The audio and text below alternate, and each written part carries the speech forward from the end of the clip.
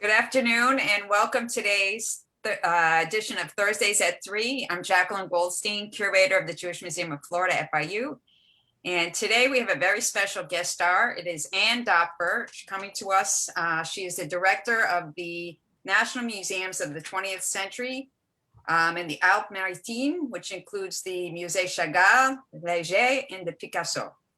Anne not only is an author and a curator, she is now, as I just mentioned, the director of these 3 museums. And here she is. Anne, say hello. You're up. Hello, everybody. Can you give us a little bit about your background? How did you come to, I guess, what did you do before taking this illustrious position, running 3 museums at the same time? It's unbelievable. Yes. And I heard you opened yesterday. Yes, we reopened yesterday. And first I want to thank you because I'm so excited to be in contact with the public again. And this opportunity you're giving me to share with people overseas we haven't seen for months and we're longing to see again in our museums is wonderful. So thank you so much for the invitation. It's an honor to have you. So I'm now a senior curator. I'm 53 years old. I've been doing this job for almost 30 years and very happy to do so. While I was studying history of art, I worked in different places like the famous Galerie Mag in Paris. I also worked in the Centre Pompidou in the museum. And then I became a curator. And in France, to become a curator, you have to go through a competition. And so I became a national curator, which means that I work for national museums. Up to this point, I've had 3 appointments. The first one was in the Galerie nationale du Jeu de Paume on Place de la Concorde. And in those days, it was not dedicated to photography, but contemporary art, because my education, my specialization is modern and contemporary art. And then I went to a very interesting place, very dear to my heart, which is a Franco-American museum. It is located in Picardy. It was created by Anne Morgan, daughter of J.P. Morgan.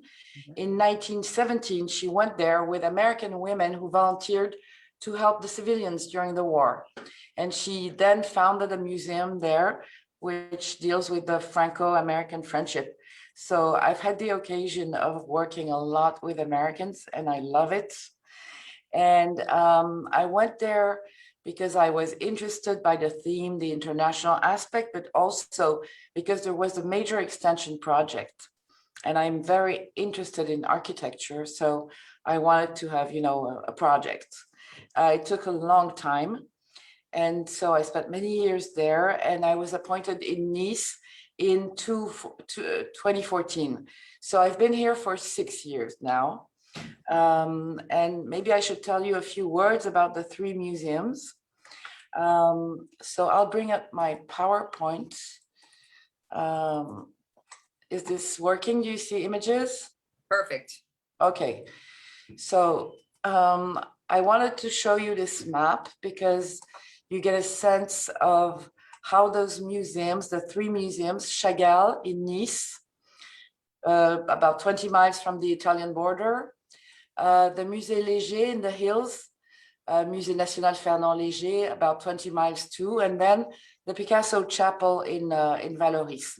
So it's very interesting because those 3 museums deal with 3 monsters of modern art in the 20th century, which are very, very different one from another. But at the same time, they lived in the same time. They knew each other. And so it makes it really easier to make connections between them. And just to give you a quick idea of what it looks like, this is the entrance of the Chagall Museum. I hope you can smell the scent of the lavender. This is breakfast in Biot with this incredible building. This is the inside of the Fernand Léger Museum. We have a number of monumental works and a very different atmosphere for the Picasso Chapel, which is located in a medieval chapel in the village of Vallauris, very famous for its potters and pottery. And this is the inside of the chapel. It's a pacifist manifest that Picasso painted in 1952. This is the side of the war. On the other side is peace. And it's a piece that's 100 square meters. So when you enter that very tiny room and you have Picasso all around you, you literally have this feeling that you're swimming in a Picasso. Mm-hmm. So I'm really blessed to have these three museums that I'm in charge of. It's a lot of work, but it's a lot of excitement too. It's stunning, yeah. Wow. So you just opened up yesterday? Yes. Did all three of the museums open up at the same time or just the Chagall? Yeah. It was very stressful because we had two new shows opening up. And we had something new. We are now offering pre-booking to come to the museum because there are still many restrictions in France. And so we don't want large crowds to come. And you should know that the Chagall Museum is the best attendance on the Riviera, on the Côte d'Azur. Huh? Right, I can imagine. So we were anxious that too many people come, at the same time. They all want to visit the museum at 10 a.m. And so we had this new system of booking, but everything went really well. The public is slowly coming back. Of course, we don't have the foreigners, which is a pity because usually they're 70% of our attendance. And we make a lot of efforts to welcome them. All our texts are provided in French, English, and Italian. And, we have audio guides in more than 8 languages. So we really try to be welcoming for people who travel from far away to come see our wonderful Chagall collection. It's stunning. I've been there quite a few times myself, and I'm sure you showed us some pictures in a minute, but just the scale of these, these works that are biblical works. So let me ask you, for our viewers who aren't really well versed in Chagall, can you give us a little bit about him and his relationship to the Riviera? Yeah, I'll tell you about Chagall, but that's I would say a very difficult task because the man was born in 1887 and died in 1985. So he lived over 98 years, and he had an incredibly prolific production.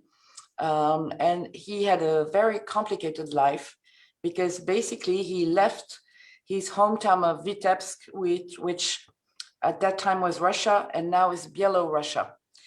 He left his town to get some education in art. He went to St. Petersburg, to Moscow, and then he came to Paris in 1911 because he wanted to mingle with the avant-garde, which was in Paris in those days. He went back home in Russia in 1914 to meet with his fiancée, Bella, which he would marry, and she was to be his wife until she died in the States in 1944. They stayed in Russia. He actively participated in the Soviet Revolution.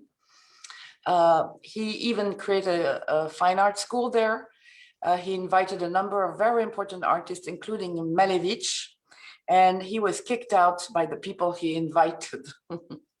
So he left Vitebsk quite unhappy. He then went to Moscow, and then he came back to France through Berlin, and he settled in France for the second time in 1922. He lived quite peacefully in France.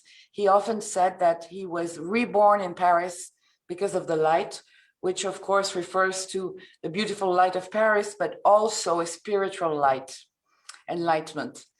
And then he had to flee France because of the Nazi persecutions in 1941, and he took refuge in the US, in New York and upper state New York. And he lived there until the end of the war, until he came back and settled in the south of France in this area. He lived first in the village of Vence and then of Saint-Paul-de-Vence until his death in 1985, which means he spent almost half of his life in the south of France. And he had a very strong relationship with the south of France for many reasons, but let me show you a picture or two. I'm getting back to my PowerPoint. So this is a picture I really love of Chagall with his daughter Ida in the States in 1945. And you can see how he was happy. He had a very strong sense of family. He was very close to his daughter, which did a lot to promote his work.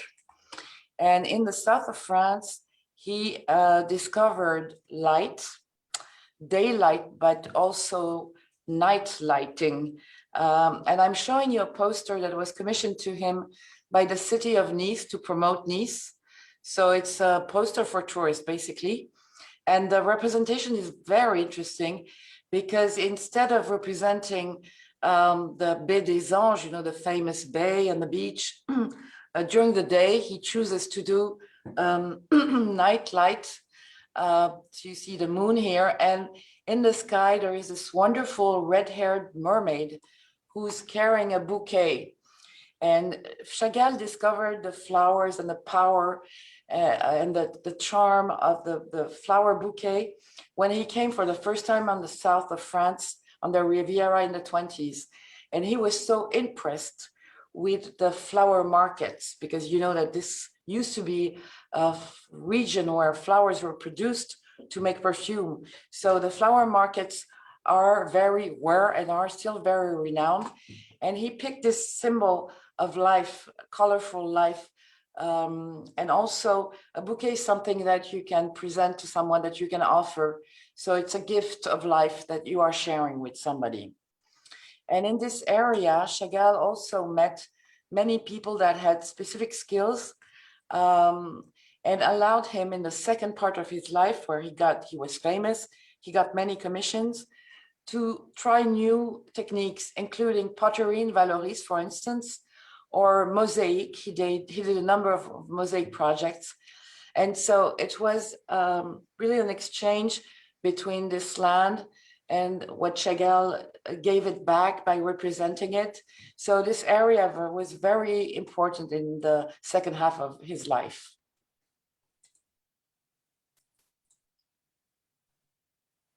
So how was the museum founded? I know that, was it in 1972 that he donated a massive collection?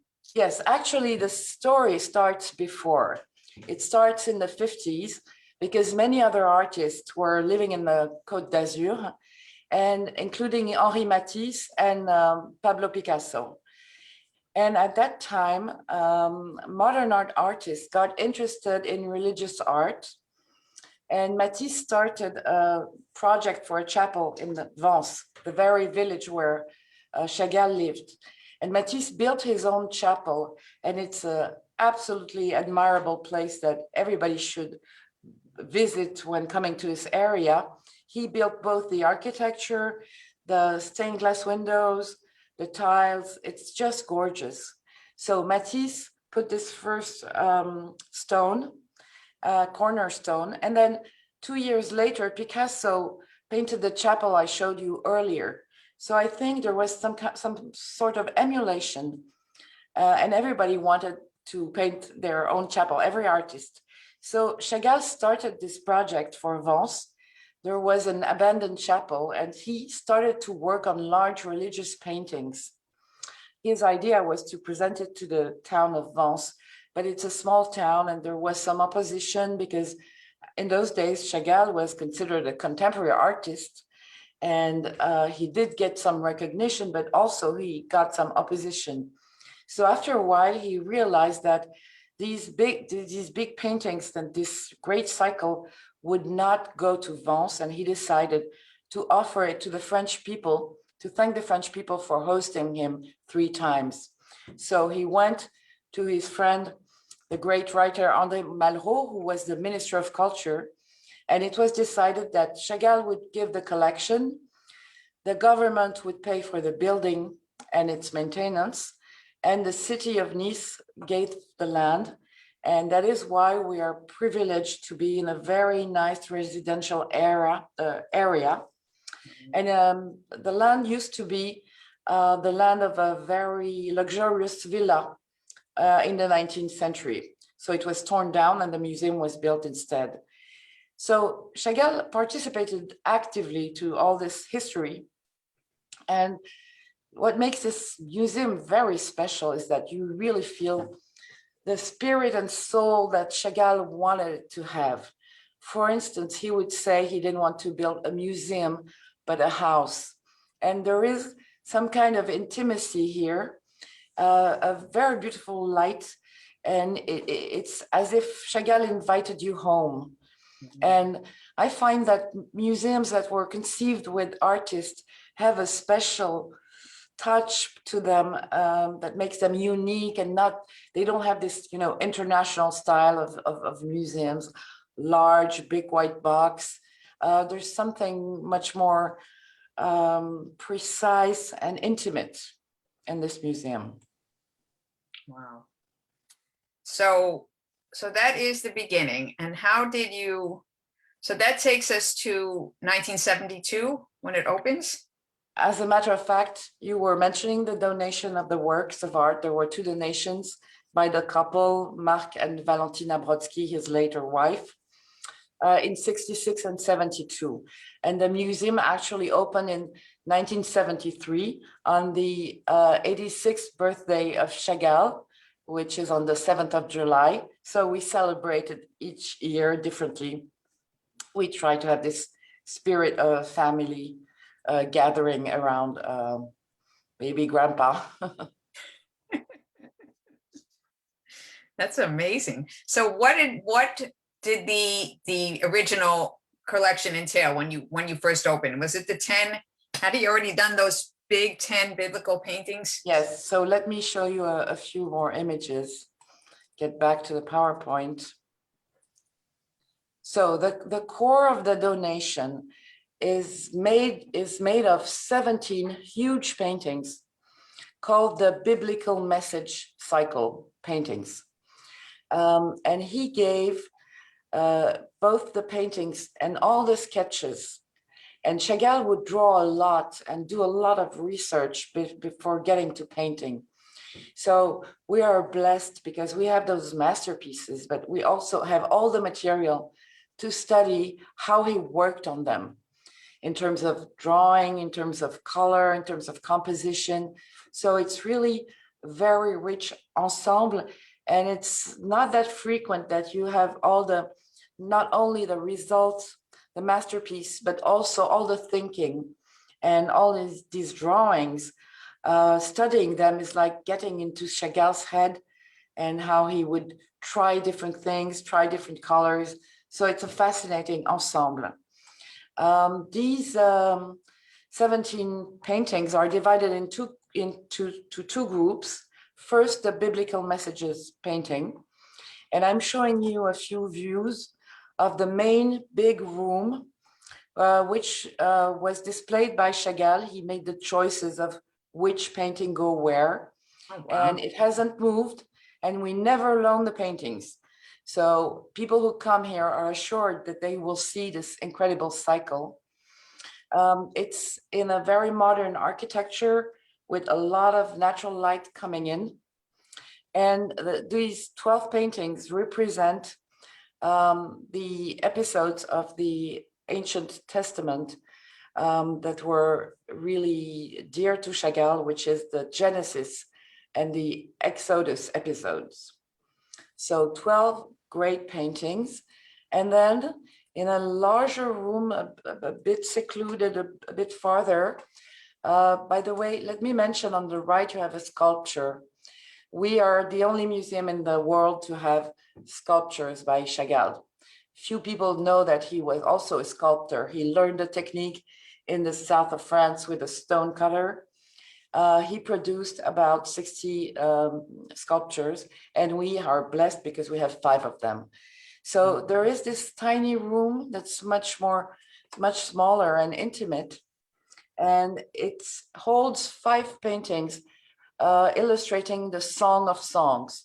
You know, this amazing mystic poem, which is a dialogue between a man and a woman, but and they have a very sensuous dialogue, but it's also a dialogue between the believer and God.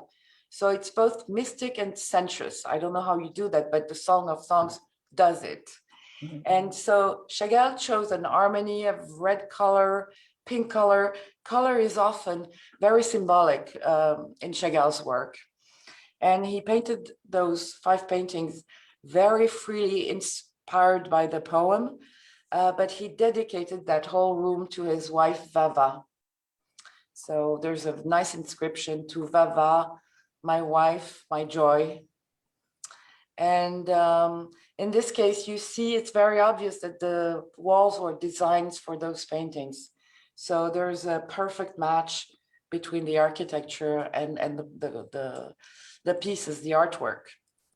We also have a number of monumental works, including this stained glass windows model. It's a model that's about 4 meters wide, so it's pretty big. And it's the model for the Cathedral of Metz in the northeast of France. For the building, he also created 2 special works. One is a mosaic. This one is in the center, you see the chariot of Elijah. And around him, you have the zodiac signs, which are a symbol for time passing. And it's very interesting because Chagall decided not to separate the different periods of time that the zodiac represent.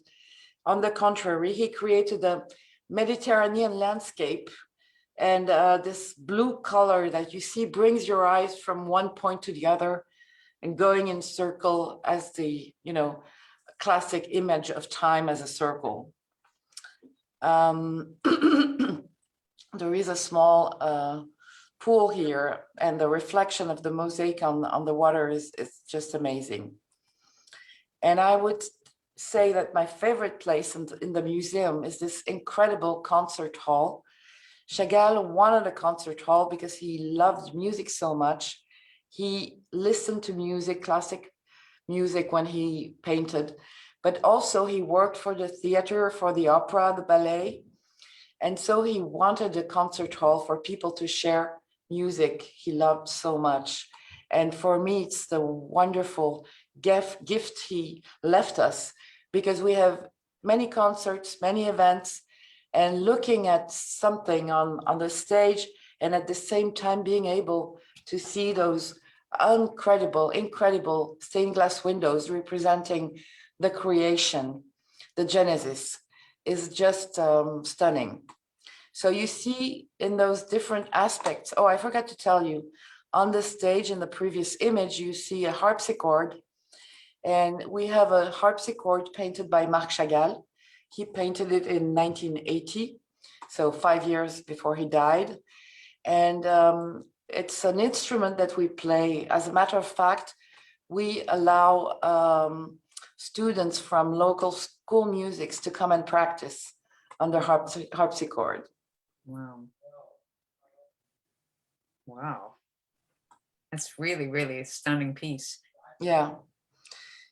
It's right now in the Centre Pompidou in Metz, the town I mentioned earlier in the northeast of France, because we are co-producing with them a show, and we loan them that piece, and it has a new life somewhere else, but we're impatient to get it back. Yeah, I can imagine. So the whole Musée Chagall is such a spiritual place. So Chagall, you were saying, had a hand in the design of the whole museum? Yes. And creating the light and the atmosphere basically to suit his work. Definitely. Wow. So how do you feel? Do you feel that he was, what was his interpretations of the Bible that he was putting up? How was he interpreting it in his fashion? Well, that's a fascinating subject, and the answers are diverse according to the moments in the life of Chagall. Of course, as you can imagine, as a young artist, he was exposed to religious art, because when you study art, you go to museums, you go to churches, and you look at religious masterpieces. So he started doing religious paintings quite soon, and I would like to show you a painting that I cherish, which is this one. It's called the Golgotha, and it was painted in 1912 in some kind of Cubist style, but also with Chagall's own imagination.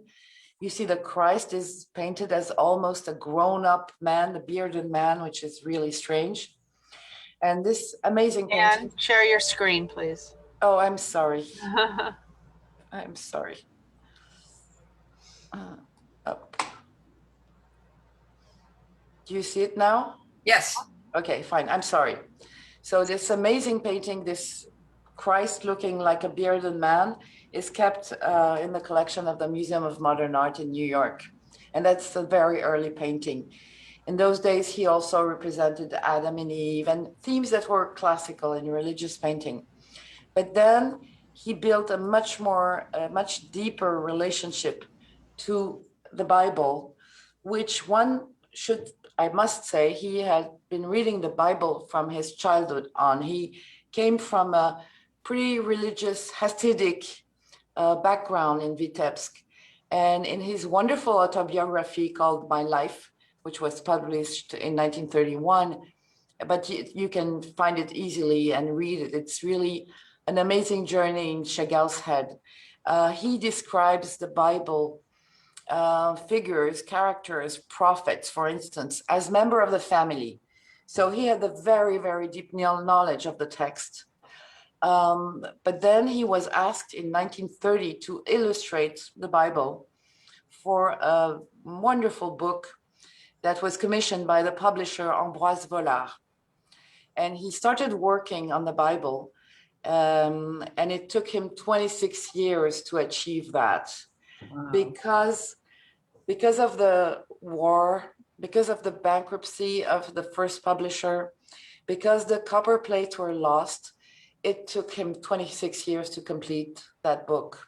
And I'm showing you just the title and also the first page because the layout is so beautifully elegant. Every page is like a poem. It's very airy, it's very light and very well composed. And so Chagall worked on the illustrations. And when he started working on them, he started with gouache, drawings done with watercolors or gouache. So you see here, I hope you see the colors, because in this case, it's quite sober in terms of colors, and it represents the creation of man. So you have God represented as an angel, because it took some time for Chagall to accept the idea that as an artist, he was breaking the principle that you should not represent living creatures. And in his arms is lying Adam, who has just been formed from clay, but God hasn't blown into his nose, and so he's not alive yet. So you see this beautiful representation, which was a preparatory drawing for a copper plate. So this is a copper plate. He engraved himself, and then after engraving it, you put ink on it, and then you stamp, you press a sheet of paper, and the ink gets on the sheet of paper. And that's why what I was just showing you is positive, negative, and reverse, left and right. So these are one of the 105 engravings for the Bible. And he studied the subject at length. In 1931, he made a trip to Palestine and he saw that light for the first time. Remember, he came from the dark forest of Russia, and he was discovering this amazing light of the desert. So he changed the tone, and some of the plates in that book are pretty different according to whether they were thought before 1931 and the trip to Palestine or afterwards. So Chagall had a deep knowledge, and it was his way of addressing the Bible figures is often very human. In this case, Abraham mourning Sarah, his wife, is such a beautiful piece, so moving. And also the way he represents the grief and the pain is wonderful because he doesn't show the expression of the face. He has this hand covering the face of Abraham, and it's just beautiful. And all these nuances of gray and green are absolutely gorgeous. So we are very happy because we have 40 of those gouache that really show the first thinking of Chagall about the Bible. Now I want you to read this quote. I don't know if it's readable on the screen. Yeah. Or should, yeah, okay. So I chose those quotes because Chagall insisted that the Bible, of course, is a religious text. The Bible is also full of stories and tales, and Chagall loved stories.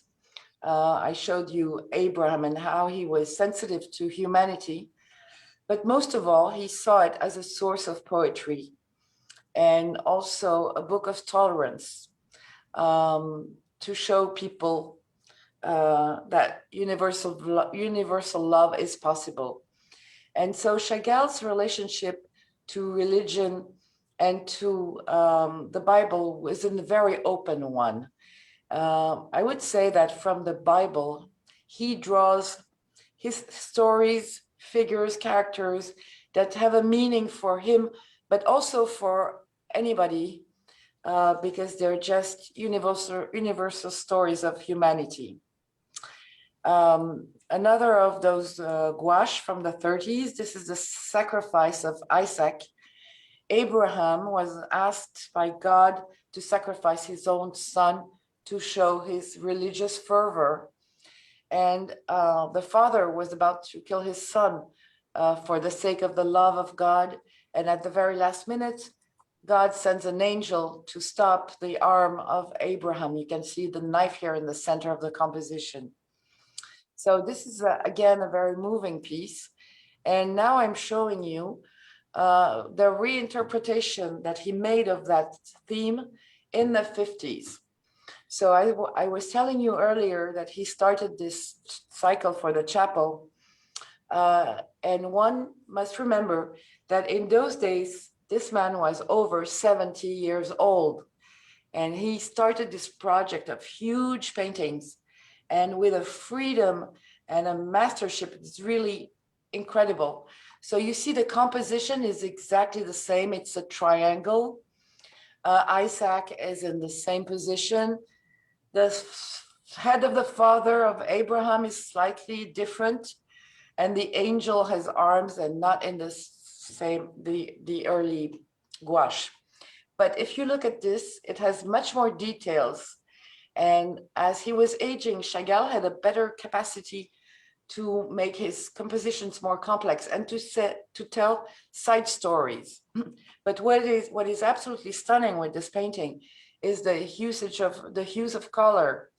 And you can see that he chose red to represent the father, and the red is even largely applied than just a figure of Abraham, because it's as if the feelings of Abraham were leaving his own body and expressing so strongly his religious wrath, his religious passion. In the same way, Isaac is painted in yellow, which is often, with Chagall, white and yellow are often the color of the divinity. So as I hope I conveyed, Chagall had a very deep relationship to the Bible. This sense of poetry was important, but he kept through his whole life on reinventing the Bible. And as time went by, it was always in a sense of tolerance. What's going on in the right, where it's, I think you see Christ on the cross. Yeah, what's Yes. what's going on over there? Yes, there is a parallel. Chagall makes a parallel. He was not the one to invent that parallel between the sacrifice of Isaac and the sacrifice of the Christ. But it's the idea that the Old Testament announces the New Testament. And it's interesting because he had many religious commissions. And as he got more self-assured in terms of religious art, he allowed himself to represent the New Testament. He used the figure of Christ as a symbol for the martyrdom of the Jewish people from the 30s on. So the Christ is also a reference to contemporary history, to the difficult, horrible times he went through. And there are lots of details. And if you want to understand a painting of Chagall, you should look at the principal theme, because Chagall in a way is a classical painter. But then you should allow yourself to look and go to look at details. For instance, between this tree on the right painting, there is a little goat coming out of the tree, and God at the last moment stops the slaughter of the sun and replaces the sun by a little goat. So there are lots of details to be appreciated, and each painting of Chagall is like traveling into its own world.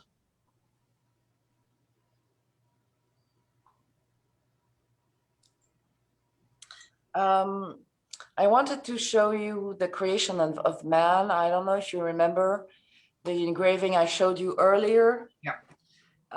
So you recognize the angel here. Funnily, the angel is wearing pants. Chagall had this sense of bringing funny details. There's another painting where there are three angels sitting, and one has one foot that is barefoot and the other foot has a shoe. So that's the very amusing side of Chagall.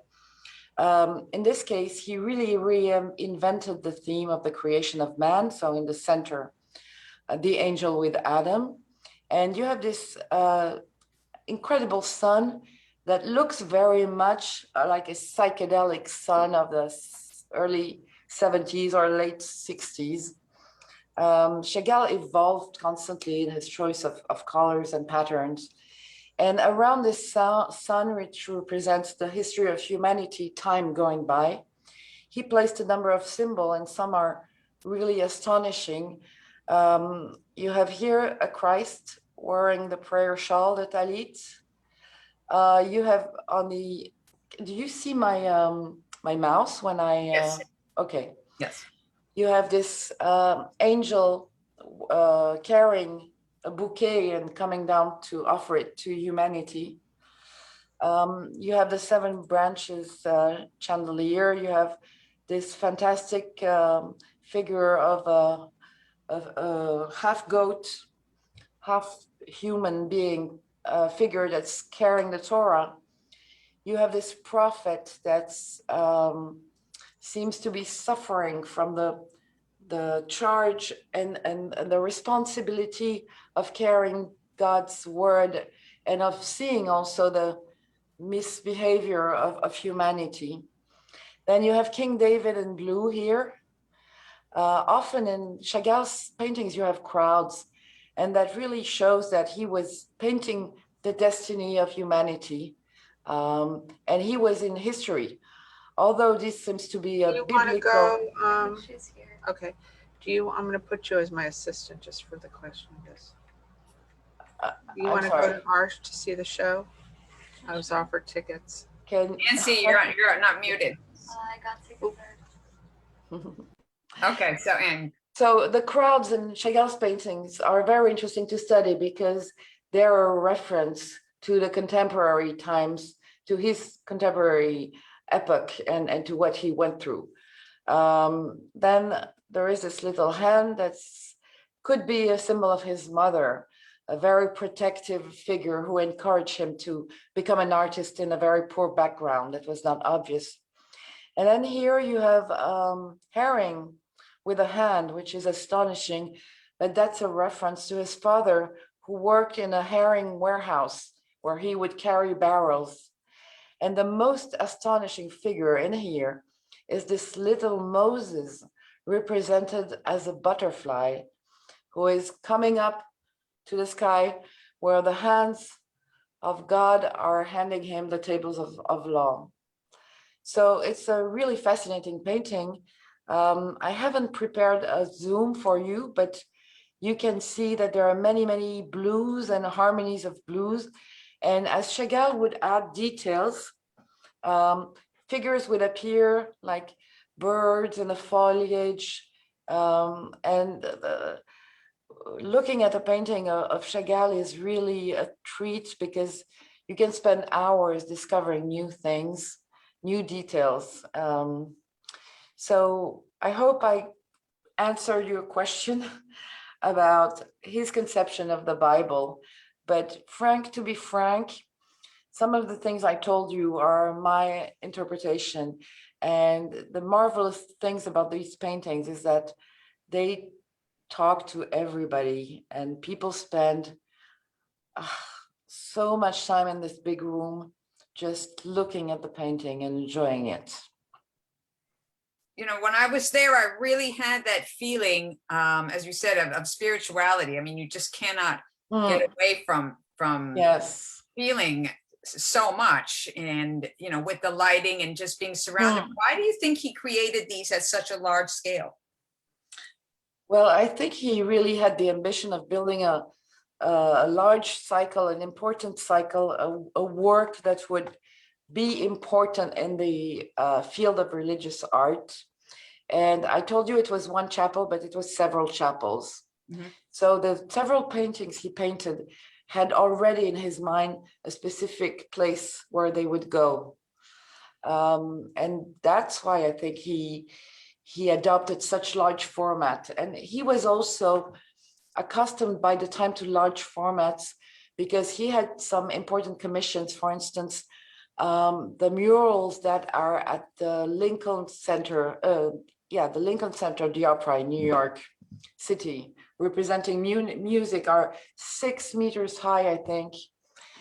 So he felt comfortable with large scale.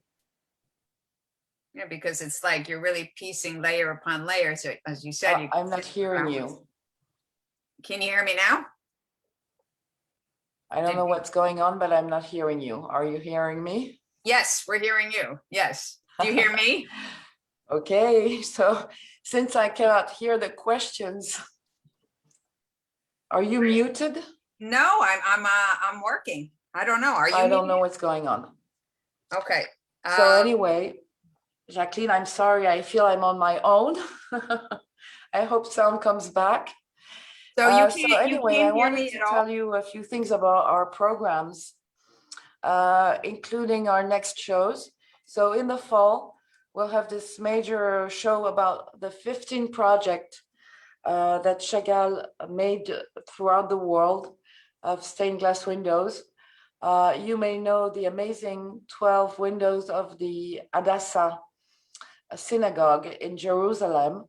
You may know some of the French cathedrals like Reims, very famous, but maybe you've heard of the stained glass windows for headquarters in New York, or the Art Institute in Chicago, and the even more surprising and wonderful memorial windows for the Rockefeller family in Pocontico Hills in New York State. So we are having a show about all this amazing production. As you know, Chagall was a great colorist, and he did marvels with using colored glass to let a spiritual light come in. He would be very attached to the colors, but he would also add a layer of paint, which allowed him to bring detail and life. You can see here in the center, you have a beautiful Christ with a very peaceful face in the center of the flower. That is, of course, a medieval shape for a rose window. So we're very excited about that show. And I also wanted to mention that we think it's very important to show that our great masters of 20th century still have a big meaning and a big importance for contemporary artists. So we invited a French woman artist, Cécile Barthes, who took one of Chagall's phrase, "I am blue." He would say, "I am blue," identifying to the color. So she used that same sentence, but in French, adjectives are different, whether they're feminine or masculine. So in this case, she added an E to blue. And I picked her because she has amazing work that plays with transparencies, colors, and movement. And so this is one of the works she produced on the left. She produced for the show inspired by the stained glass windows of Chagall. And this is another beautiful work, mobile, that moves and creates different harmonies of colors. So we've just opened that yesterday. And I also wanted to mention that we have a lot of events. We work with the Opera of Nice, and we have concerts throughout the year. We work with the Ballet de Monte Carlo to have contemporary ballet, and you see the spectacular image of a performance in our gardens. We also have lectures with the university. And I think it's very important to offer people a different experience of the museum. Of course, it's a quiet place to see art and to get engaged in this encounter with art, but it's also a place for socializing, for discovering new things.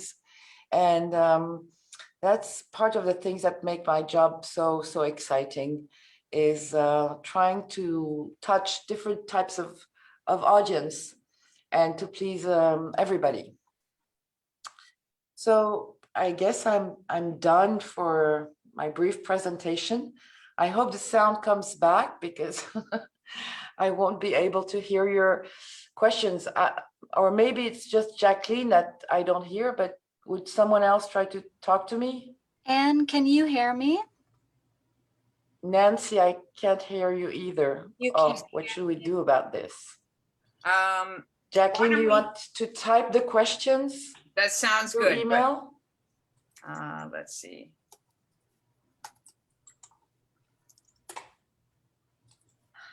I guess. So you can't hear me right now, Okay. right?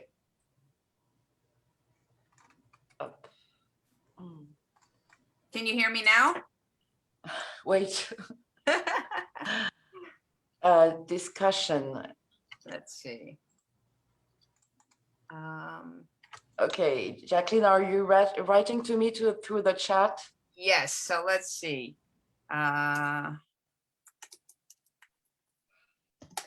Jackie, I wonder if she can hear someone else who can translate for you. Can Anne, everybody can you else hear hear me? anyone else? Try your Anne, can you hear speaker. anyone else? Well, let me. Anne, can you hear me? Can you hear me? We Yeah, can we- hear you just Yes, fine. okay. I Hear think me? it might be the speaker. So, no, the sound is gone. Okay, do you have it now? Do you hear us now? So let me check the questions in the chat. Okay. So yes, the stained glass windows at the Art Institute are wonderful. And let me tell you an interesting story about how Chagall would both listen to the people who would commission him work and do what he wanted to. As you know, Chagall made an amazing mosaic in Chicago, which is 400 square meters of mosaic representing the 4 seasons. And so in the early 1973-74, a board in the Chicago Art Institute decided that they wanted to commission a piece to Chagall, and that it could be stained glass windows because they had seen the museum in Nice and they thought it was nice. And the bicentenary of the American Revolution was coming up in 76. So they decided to commission a piece to celebrate the United States of America and the American Revolution. And so they sent him the text of a song that they thought was very patriotic and expressed many American important symbols. So Chagall received the text, and of course he had spent a few years in the States during the war, but he was very European in his way of thinking. And in those days, he didn't speak English very well during the war. So I don't think he adopted the American culture as his.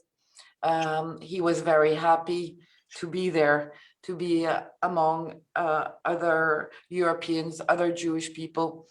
But he said that apparently he would accept the commission with the song as the iconography, but instead he turned it into a windows, which is a celebration of the arts, meaning music and theater, architecture, writing, I'm forgetting, painting, of course, sculptures. So he really designed windows that are dedicated to the arts, which is very classical in a museum. You know, you remember there are sculptures on the facades of major buildings that are an homage to painting, to representation. However, he did include, to please his American patrons, he did include some iconography that looks American. There is a bird.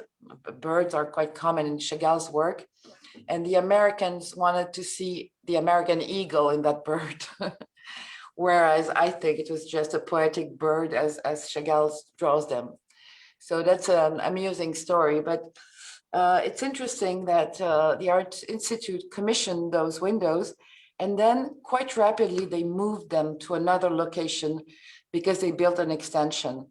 So that's the American way of relating to time and to memory. It's in constant movement, whereas in France, you know, you put a stained glass window in a medieval cathedral, you would never change that, of course, for centuries. So that's a nice story. There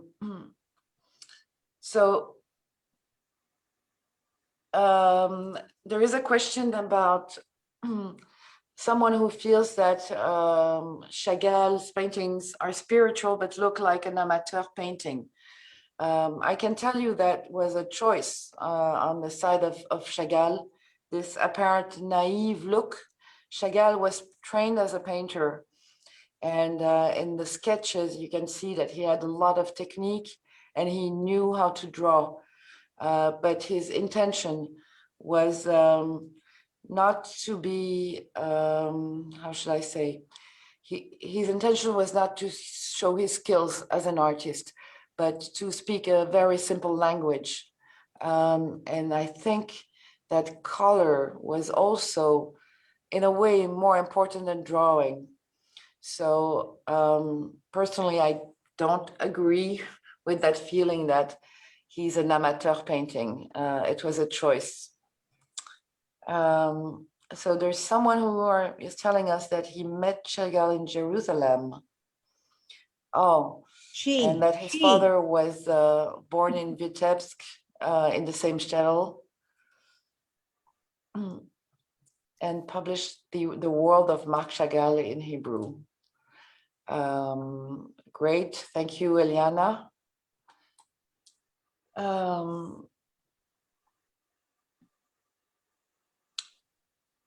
A poster representing Chagall and Bella, that's an interesting comment, because in Chagall's painting, a lot of it is biographical, autobiographical, but it's never only that. It's enriched by his hopes, his dreams, his memories, his knowledge of literature, knowledge of the Bible. So it's always more complex and has plenty of meanings. For instance, in our collection, we have a Christ a yellow Christ surrounded by a crowd, and the painting is called the Exodus. So it could be basically a reference to the Bible, but there is a detail that shows you the boat Exodus, the 1947 boat. So it has a contemporary meaning. So I would say that that's the twist in Chagall's painting, is that you can interpret them very differently according to what your knowledge, what your interest is, and that's what makes them. I mean, can you imagine that Chagall is one of the Japanese people's favorite painters? Wow. Who could imagine that a guy born in Russia in a Jewish background who goes to Paris, mixes with the avant-garde, becomes the favorite painters of the Japanese. I think I've thought a lot about that because I love Japan. And I think that what touches them is something that you may consider amateur look, but something very simple and the poetry of everyday life. Alors, the upcoming shows at Picasso and Léger.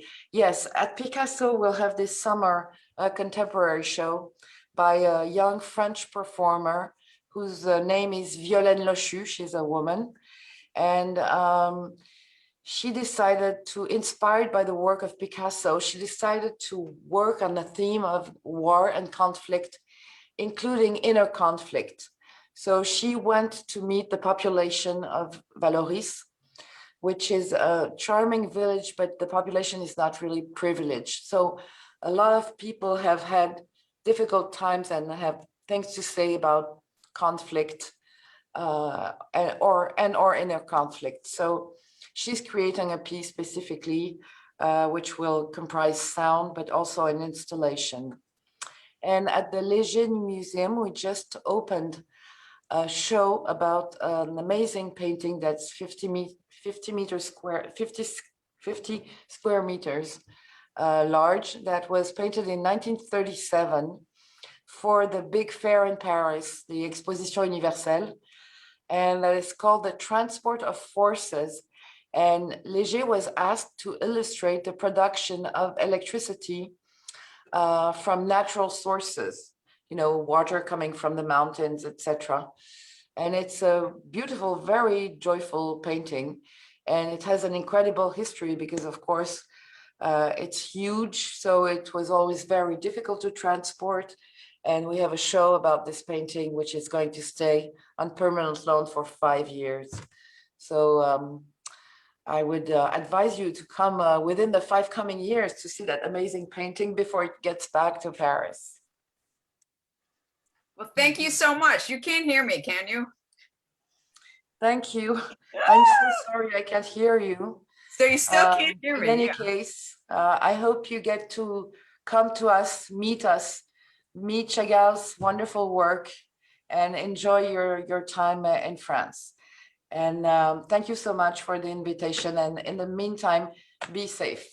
Thank you. Thank you so much.